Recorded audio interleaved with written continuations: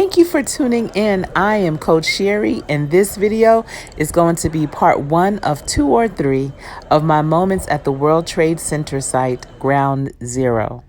New Yorkers started calling this location Ground Zero shortly after suicide hijackers destroyed the Twin Towers and killed nearly 3,000 people on September 11th, 2001. This sculpture is part of the XO project promoting equality, unity, peace, and love across the globe. This sculpture sits in front of One World Trade Center, and with 102 floors, One World Trade Center is the tallest building in the United States, the tallest building in the Western Hemisphere, and the 7th tallest building in the world.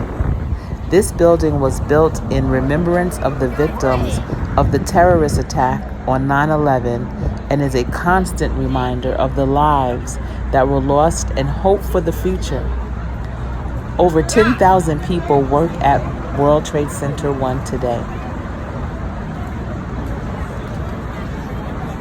Was this the other day? Was that where the other day? Mm-hmm.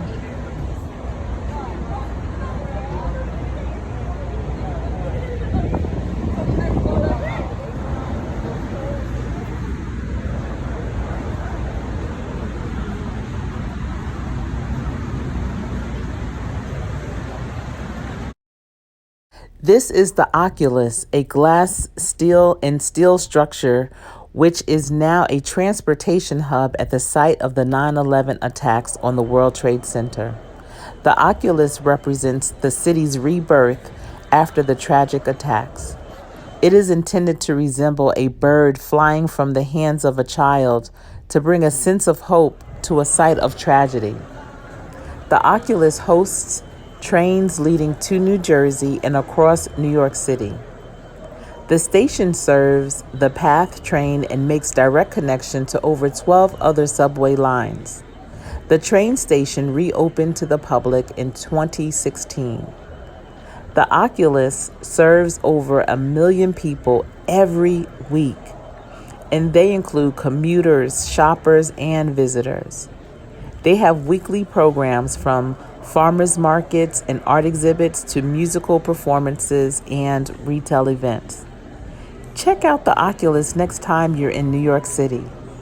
Thanks for taking a moment and watching. I am Coach Sherry, and I hope you enjoyed this video.